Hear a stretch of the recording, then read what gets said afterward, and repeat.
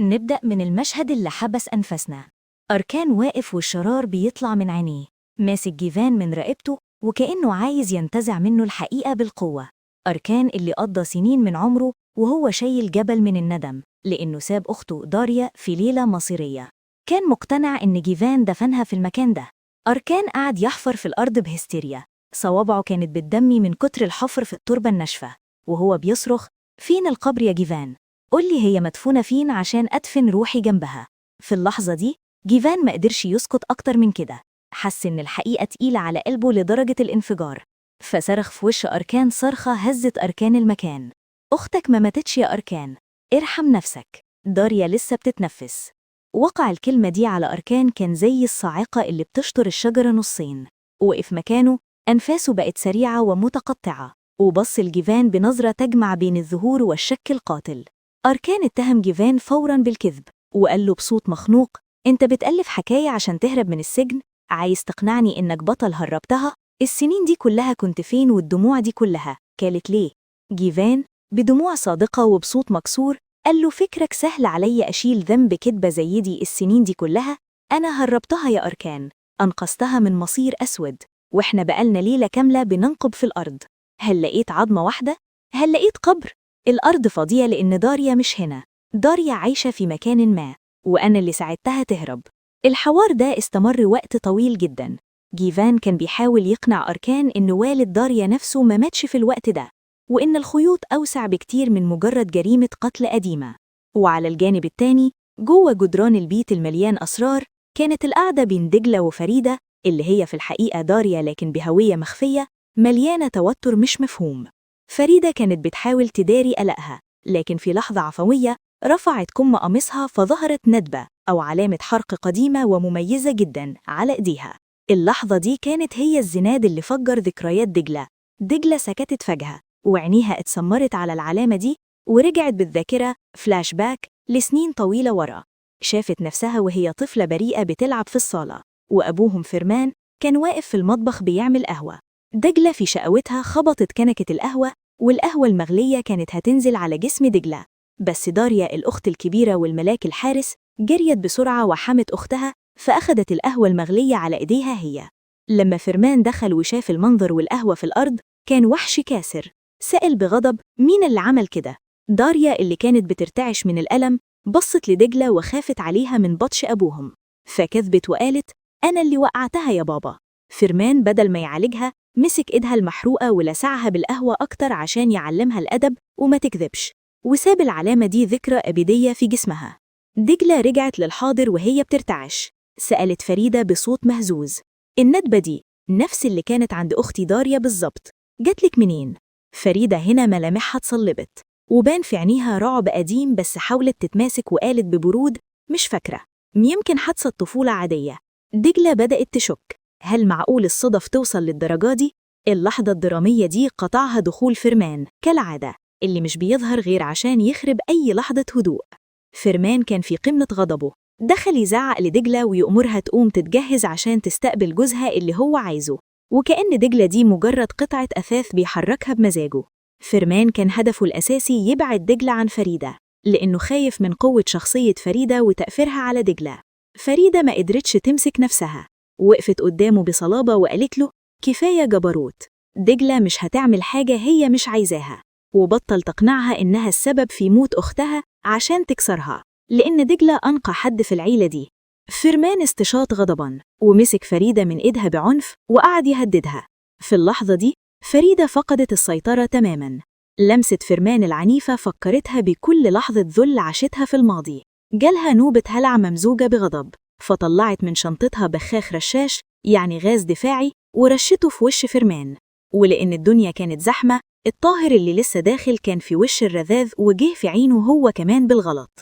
فرمان والطاهر قعدوا يصرخوا من الوجع، وفريدة خرجت تجري من البيت وهي بتصرخ بهستيريا كأنها بتهرب من وحش بيطاردها. الطاهر والقدير ودجلة جريوا ورا فريدة. الطاهر رغم وجع عينيه حاول يقنعها تركب معاه عشان يوصلها، بس فريدة كانت في عالم تاني، كانت بتجري في الشوارع وهي شايفة مشاهد من هروبها القديم، الغابة، الضلمة، الخوف من الخطوات اللي بتجري وراها. المشاهد دي كانت بتتداخل مع الحاضر لحد ما فريدة فقدت وعيها تماماً ووقعت في نص الشارع، وجسمها مش قادر يشيل كل الوجع ده. في نفس الوقت جيفان أخد أركان لمكان سري ومقدس بالنسبة لهم، الكهف المهجور. جيفان قعد يحكي أركان إنه زمان كان بيجيب داريا هنا ويفرش لها الأرض ويجيب لها أكل ومية بالسر، ويقول لها استني هنا يا داريا أنا هحميكي. وحكاله بسرقة إنه في يوم رجع ملقهاش، وفضل يجي المكان ده سنين على أمل إنها ترجع. أركان كان بيسمع وصدره بيطلع وينزل من كتر المشاعر، وقرر إنه لازم يروح لدجلة ويشيل من عليها تهمة قتل أختها اللي ملحقاها. بس جيفان حضره وقال له لو طلعت ميتة في مكان تاني دجلة هتنهار، بلاش نفتح باب أمل ممكن يتقفل على صوابعنا. جوه المزرعة كانت إنجي بتنف ثمومها بمساعدة الخدامة اللي بتنقل لها كل نفس دجلة بتتنفسه. عرفت إن دجلة في حالة ضعف. إنجي راحت لدجلة وقالت لها كلام يقطع القلب: انتي وصمة عار، انتي اللي موتي أختك ودمرتي حياتنا، والنهاردة الكل عارف حقيقتك يا قاتلة. وعشان تكمل الخطة، الخدامة حطت ورقة لدجلة في أوضتها مكتوب فيها أنا قتلت أختي.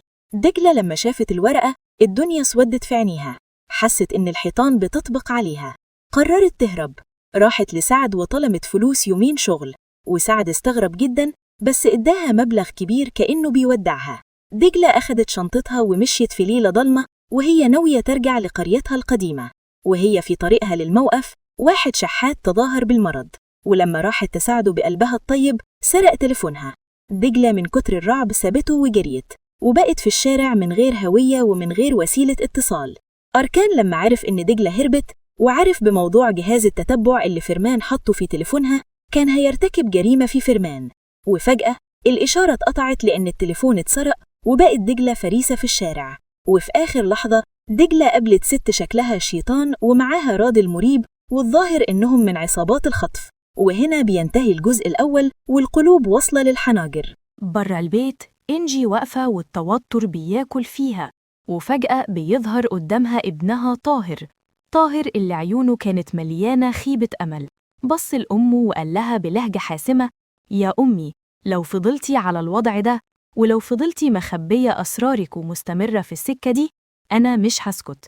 أنا هروح لسعد وأقول له كل حاجة، واللي يحصل يحصل. أنا تعبت من مداراة الغلط. سابها ومشي وهي واقفة مكانها، الأرض بتلف بيها، خايفة إن كل اللي بنته يتهد فوق دماغها. بنرجع لدجلة اللي فاقت ولقت نفسها في كابوس حقيقي.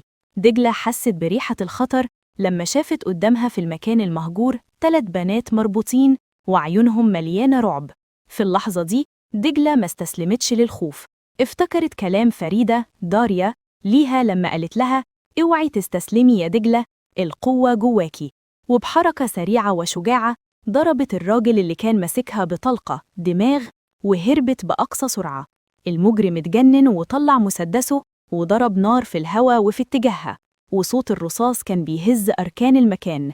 دجلة كانت بتجري والدموع في عينيها، بس رجلها ما وقفتش. كان كل همها مش بس تهرب، لأ، دي كانت عايزة تنقذ البنات اللي جوه. في الجانب التاني فريدة جالها تليفون قلب كيانها، فيه جثة بنت مجهولة في المشرحة. فريدة حست إن الدنيا سودت وشكت فوراً إنها دجلة. طلعت تجري زي المجنونة، وفي نفس الوقت أركان جاله بلاغ من القسم. فريدة وطاهر وصلوا المشرحة وهم مرعوبين، لكن الصدمة والراحة في نفس الوقت كانت لما عرفوا إنها مش دجلة.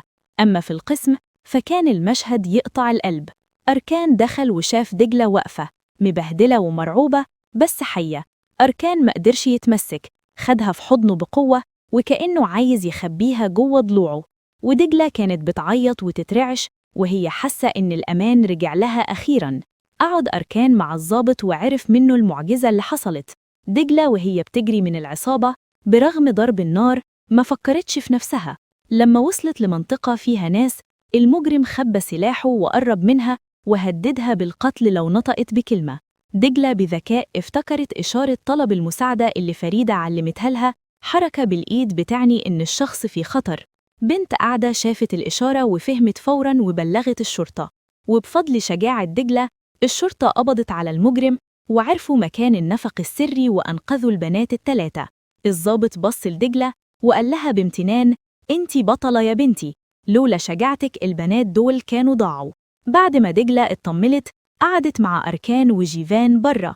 أركان كان في صراع داخلي، عايز يقول لها إن أختها داريا احتمال تكون عايشة زي ما جيفان قالوا، بس جيفان كان خايف. دجلة بصت لجيفان وقالت له بلهفة: لقيت قبر أختي صح؟ قولي إنك لقيته. وحضنت جيفان قبل ما ينطق بكلمة. أركان بص لجيفان بعتاب لأنه ما قالش الحقيقة، ولسه أركان هيقول: لأ يا دجلة، أختك. شاف الفرحة والراحة اللي نزلت على وش دجلة لأول مرة، فما قدرش يكسر قلبها. كذب عليها وقال: أيوة يا دجلة، لقيناه، وبكرة هاخدك تزوريها.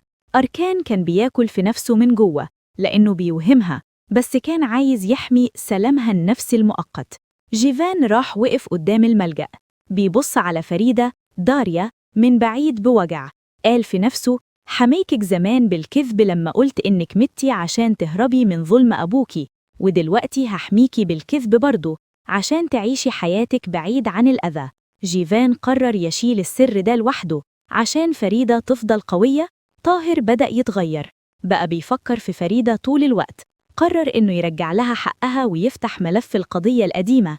قعد يتفرج على صور الحادثة وصور فريدة قبل ما تتصاب، وعيونه كانت بتلمع باهتمام واضح. شكل طاهر وقع في الحب، بس حب مليان مخاطر. تاني يوم أركان قرر يروح يواجه فكرة في موقع البناء بتاعه.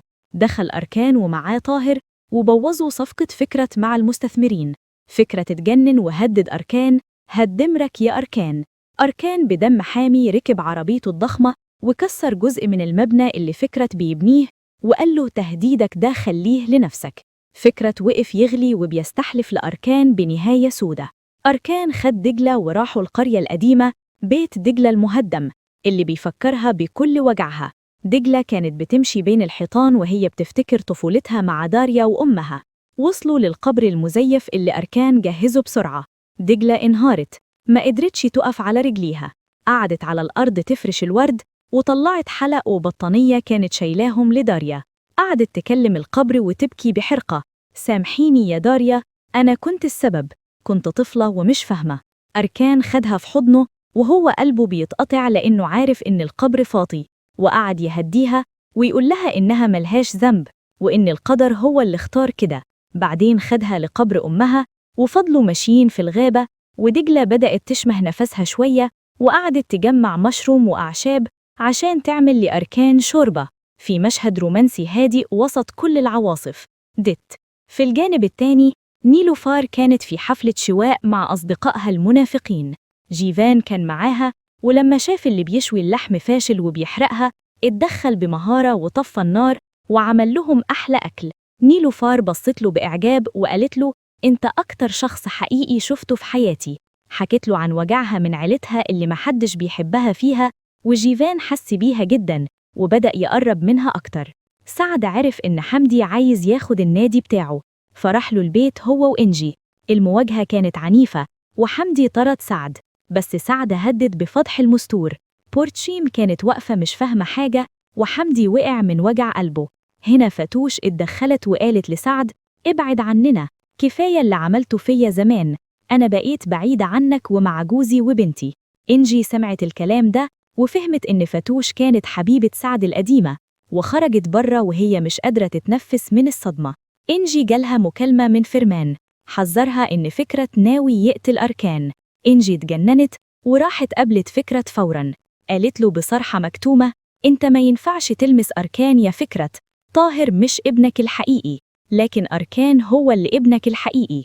فكرة وقف مكانه وكأنه صاعقة ضربته، عيونه كانت بتبرق بالصدمة. هو كان لسه مدي أمر لرجاله يخلصوا على أركان.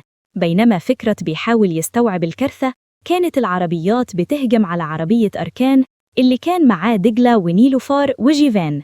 الرصاص بدأ يترش على العربية والكل نزل راسه لتحت والرعب مالي المكان. أركان خرج ومعاه دجلة ونيلوفار وخد البنات في حضنه عشان يحميهم بجسمه، وجيفان انضم ليهم وحضنهم كلهم في مشهد بطولي ومؤثر جدا. وتنتهي الحلقة على سؤال بيحرق الأعصاب: هل فكرة هيلحق يوقف رجاله قبل ما يقتلوا ابنه الوحيد بإيده؟ وهل دجلة هتكتشف إن القبر اللي بكت عليه هو مجرد خدعة من أركان؟